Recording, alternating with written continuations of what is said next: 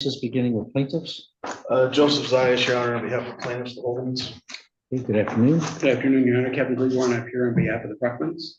Okay, good afternoon. Good afternoon, Lawrence Hanson on behalf of Brian Cisco in the court. Okay, thank you. And Mr. Richard Reeves and Ms. Doris Reeves, are you present? They are not present? Okay. Oh, they don't have a counterclaim in this, right? Okay, so they don't need to be present for this proceeding. And there are some folks that have zoomed in, and are those your clients? That should be the Mr. Bruckmans from Florida. Thank you, Your Honor. All right.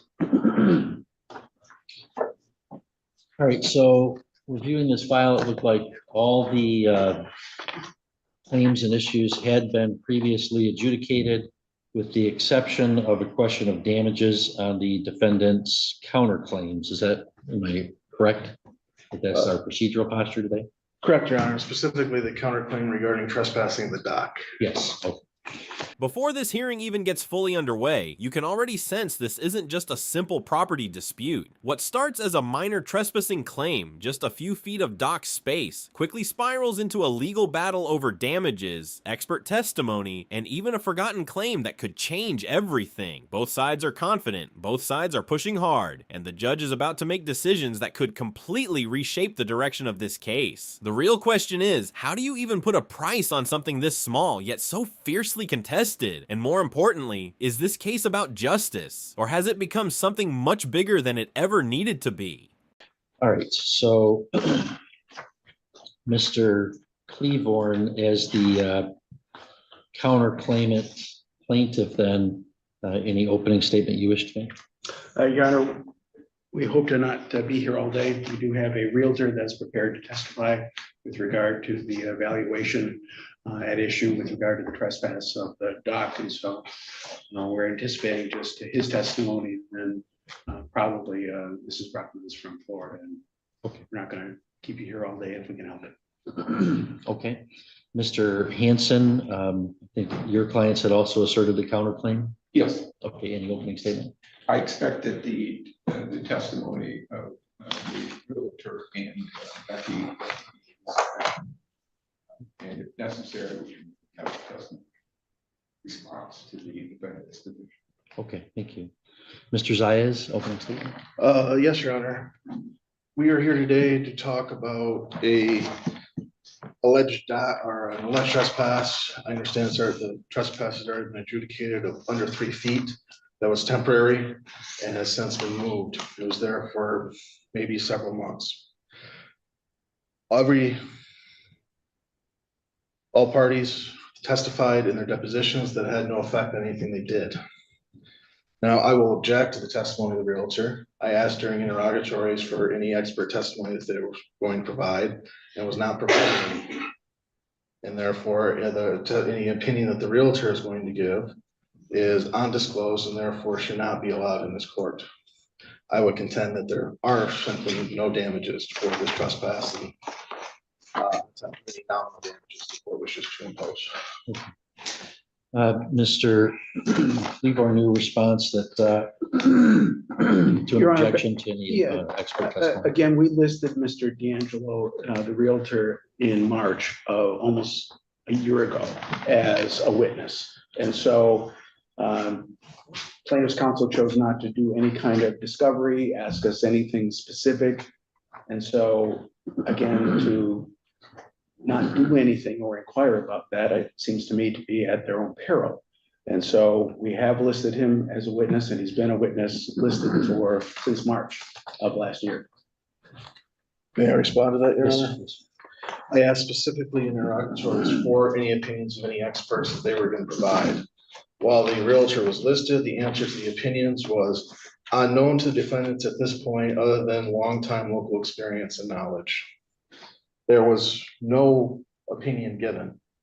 Now, they would have a duty to supplement that interrogatory if that realtor came to an opinion and provided to me prior to the day of trial. They haven't done that. So to show up today, when I specifically asked an interrogatory for any expert opinions and say, here's our expert opinion, is not permitted by the court rules and shouldn't be allowed by this court. Well, I mean, they told you who the witness was, and that the witness would testify about their expertise, you know, as a realtor in the area.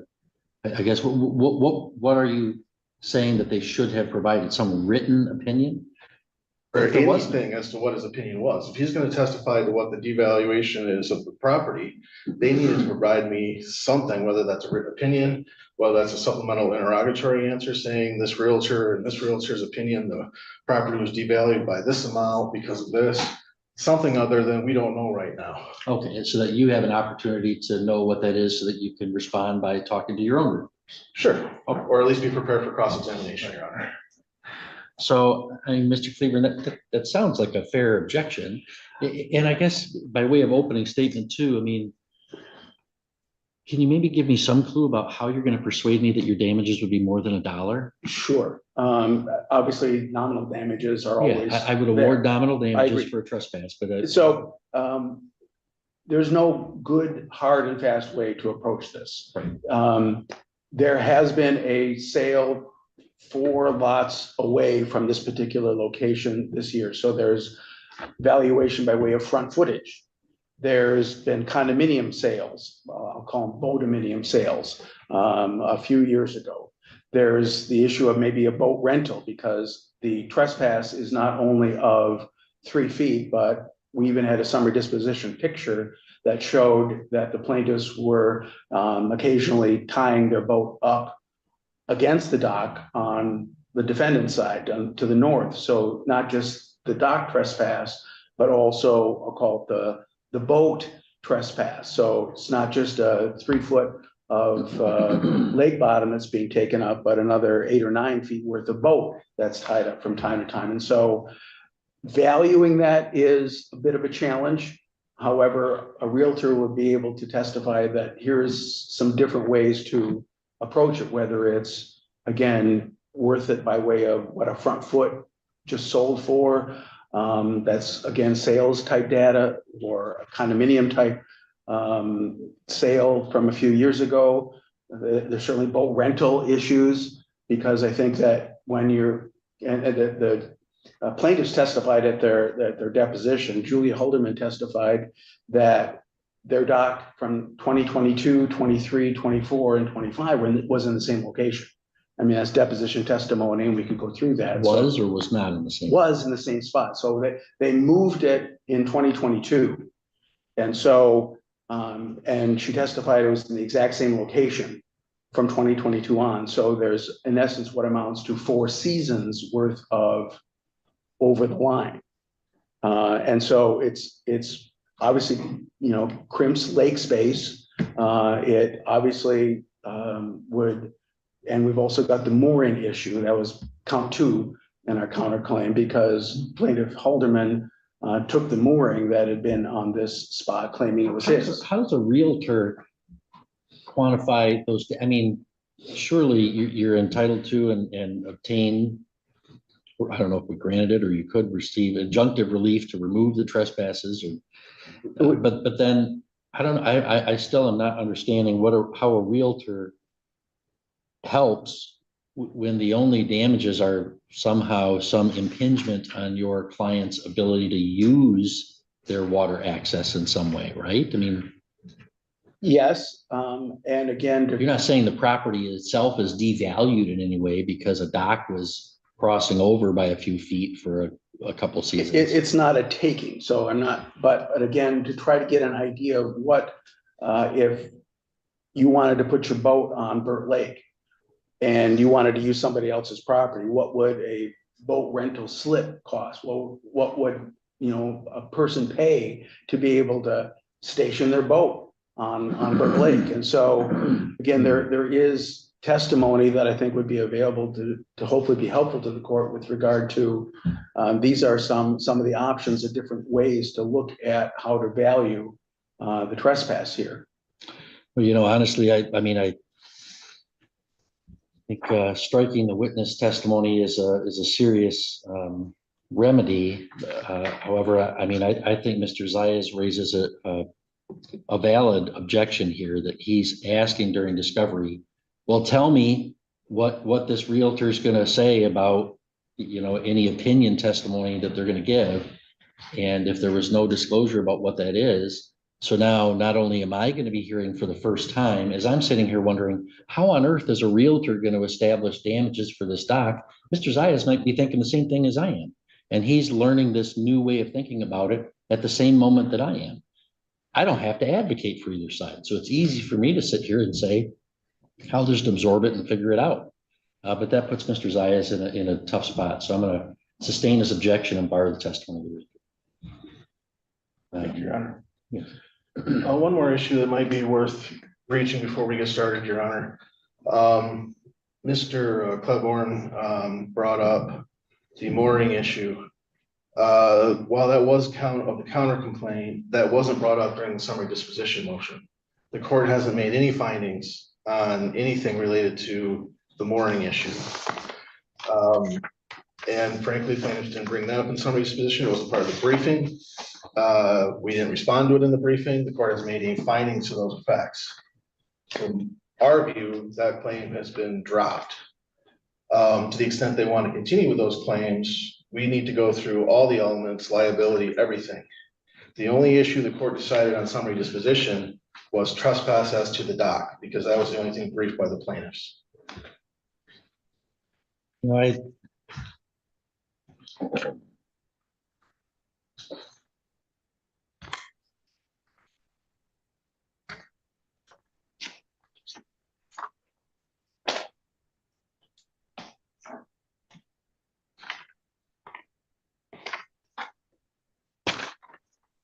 Mr. Cleveland,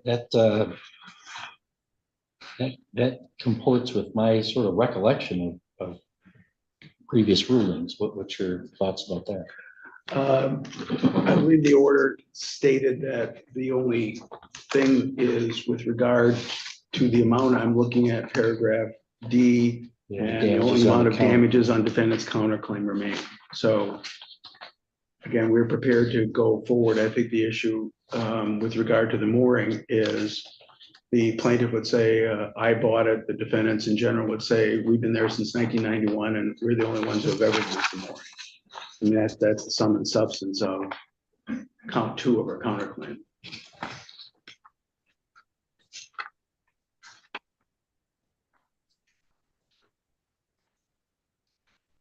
Your Honor, if I may. Well, hang on, Okay. give me a second, sir. No problem. I'm looking at the counterclaim. There's a count 1 trespass.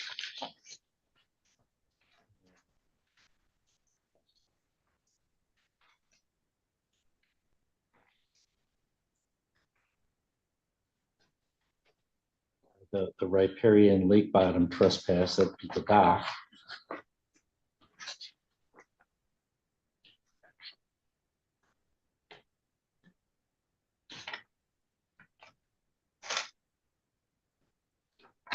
Count 2 is a theft or removal of personalty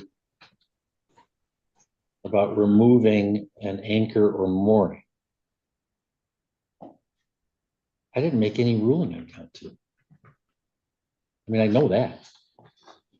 And that you didn't ask for a summary disposition on that, or we didn't address it. And at the last pretrial, I even said, so the only remaining issue is the damages on the counterclaim for the dock.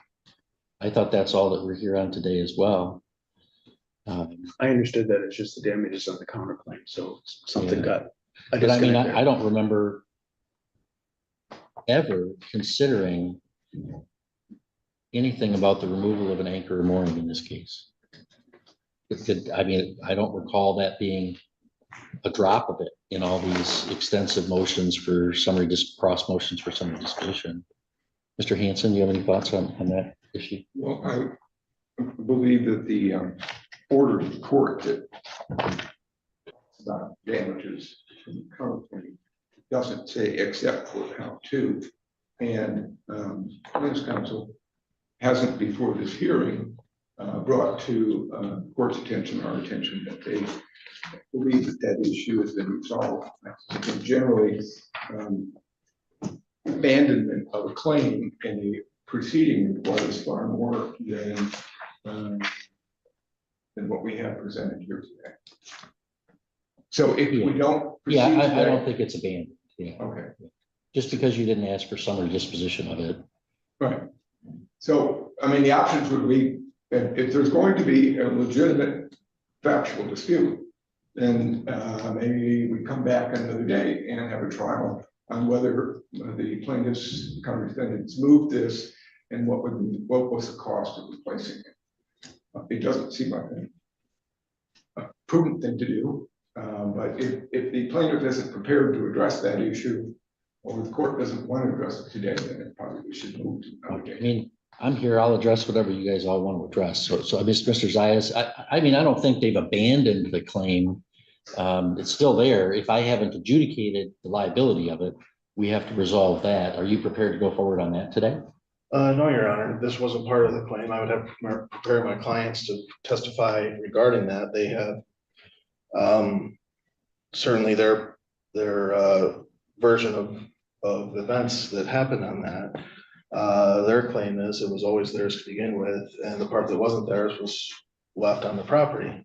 So no, I don't think that's appropriate to go on today, particularly as for the reason that, you know, that order stated, for the reason stated on the record. So certainly when that order was entered, I think you and I were on the same page that that was discussing only the dock issue. And we came here today to discuss only the dock issue. What did you think was happening on the other issue, on count 2 of the count? Well, Your Honor, I'm just gonna mea culpa and say I lost track of count 2 of the counterclaim, which seems apparent from my previous rulings in my order. But I'm presuming that you didn't lose track of that count. no, Your Honor, what happened at my recollection of the last hearing is that they brought summary disposition as to only the dock issue. We responded, the court made its ruling. The court then said, what's left to decide?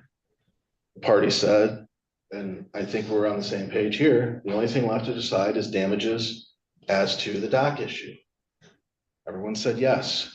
Therefore, based on that, I thought, okay, they must not be pursuing the claim for the mooring or anything else, because they said the only claim left was the dock issue.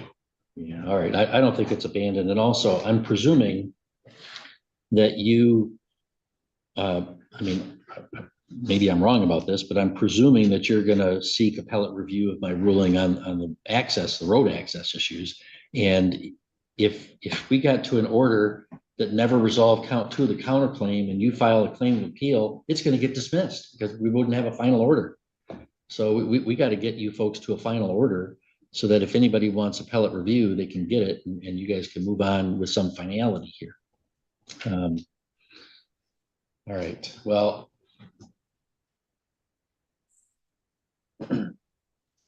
Here's, I think, what we need to do then. We need to have a bench trial on the damages for the dock and also on count 2 of the counterclaim as to liability or damages, unless you didn't have a jury demand on that. There's no jury demand, it's a bench trial. All right. And if we're going to have to come back for a bench trial on count 2, then I'm going to continue this bench trial on the damages, and then I will allow the testimony of the realtor because you'll have an opportunity to, respond to that. I mean, you're in an unfair position to go forward today on it, but you're not in an unfair position to respond to it if, you get disclosure of what that is. So. Are you gonna order I apologize, Your Honor, I didn't mean to interrupt. Or do you also order disclosure of those opinions? Oh, yeah. I mean, I think. I'm happy to supplement the discovery. That's fine. Yeah. So I'll order, here's what I think we'll do. And my goodness, my apologies to all the folks that have assembled here today. And I think to some extent, I bear some responsibility for that, for having sort of lost track of count 2 of this counterclaim. We're gonna have to continue the bench trial. It'll be on damages on count 1 of the counterclaim, and it'll be on count 2 of the counterclaim as to the entire claim.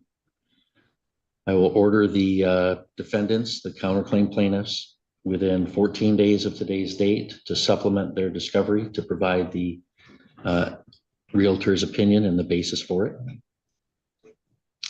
And then, you're not going to want to, or then are we going to be ready to go schedule it? But why don't we schedule it? And then if there's something about that disclosure that you think means you got to tap the brakes on this for further discovery or a witness on your own, you can contact the assignment clerk and we can have a scheduling conference over the phone. Off the top of my head, Your Honor, I would anticipate a motion to strike simply because this wasn't a permanent trespass. And so while the Realtor may be able to give an opinion, and I'm just kind of going off the top of my head here, while the Realtor may be able to give an opinion as to any decrease in value while the trespass occurred, the fact that that's been removed and the fact the court's order it can't be replaced in the same spot means that those damages have been abated. So I would anticipate a motion to strike his testimony along those lines.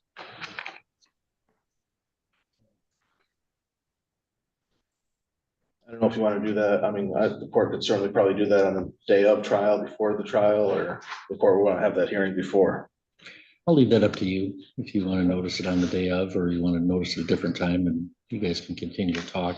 I mean, maybe I'm missing something here, but my impression is that at this stage of the litigation, the tail is wagging the dog and it's costing all of you people way more money than it ought to.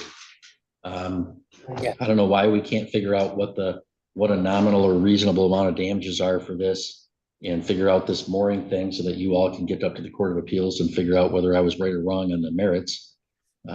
We're spinning our wheels here on the minutia of the case, but you're entitled to do that. Well, so let's see. I could have you come back as soon as Wednesday, February 18th. That gives you about 6 weeks. There's a couple weeks for them to give you the disclosure, or I could give you Wednesday, March 18th in the afternoon. Yeah. Oh, are you the Realtor? No, Oh. but I will be here. Oh, okay. So I feel like my trip, Um, Judge. Wednesday, March 18th in the afternoon? I can Zoom, yeah.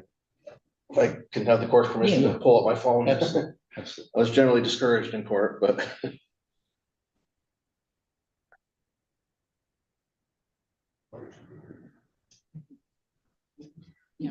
I can do Wednesday, March 18th. I can do Wednesday, March 18th, Your Honor. Okay. All right. If the Bruckmans are still in Florida, can Yes, keep them you there have no and test- objection to that? Okay. And in fact, do either of you have any objections to any party or witness appearing by Zoom? Other than we would want the Realtor maybe here in person? No, Your Honor, I don't. Okay, No, you're right. all right. You're Okay, yes, Wednesday, March 18th. So any party or witness other than the Realtor can appear by Zoom if they wish, without the need of further order or stipulation. And the other, I guess by way of housekeeping as well, Your Honor, my original counterclaim, when we got the survey in 2024 was for 2024. So at this point, just for notice purposes, I've moved to amend the counter complaint to cover the years that they admitted they'd moved the dock. So 22, 23, 24, and 25. That seems entirely proper. To amend the complaint on the eve of trial, I would Yeah. respectfully disagree, Your Honor. I don't think that's proper. I don't agree that that's what the testimony was, although I don't remember off the top of my head, to be honest with you. And if he's gonna do that, I think I would have to see more. I do remember the defendants testifying that was there for 1 or 2 years, but I honestly don't remember Mrs. Holderman testifying that it was more than that. I could be mistaken. I don't recall that. Position was attached to our summary disposition motion at.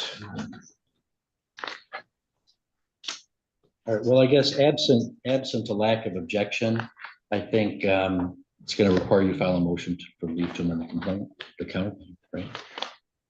I was gonna read the section of her deposition to try. Right, I mean, but avoid even that. if you're right, even if I would grant such a motion, Mr. Zayas has an opportunity has a right to have notice and opportunity to be heard on the question. And so I think you got to file a motion for leave Okay. to amend the counterclaim Gotcha. if it's all that important to you. Okay. All right.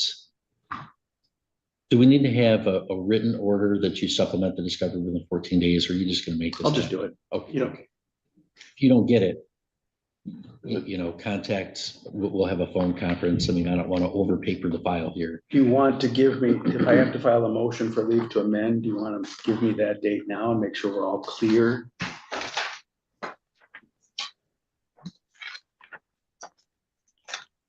I mean, I have a civil motion day on February 9th and on March 9th. So you can notice it up, say at 9 o'clock, either one of those dates, and Is that something I can do by Zoom? yeah, anybody too? can appear by Zoom for that Okay. motion. Okay. All right, so what we're gonna do is Mr. Cleavorn and Hanson are gonna get you that supplementation of discovery Sure. within 14 days of today's date.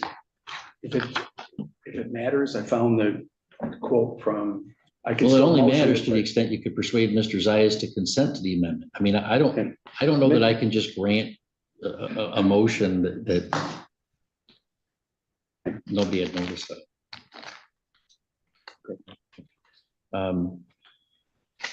So they'll get you that discovery supplementation 14 days from today. We'll come back for the bench trial Wednesday, March 18th at 1 p.m. It'll be on damages to count 1 on the counterclaim, and it'll be on count 2 of the counterclaim in full. Sure. If the counterclaim plaintiffs wish to amend their complaint, they'll have to notice up a motion, and you can file a response, or if you disagree with it, we'll go from there. All right, my apologies to all folks for any inconvenience for today's proceeding.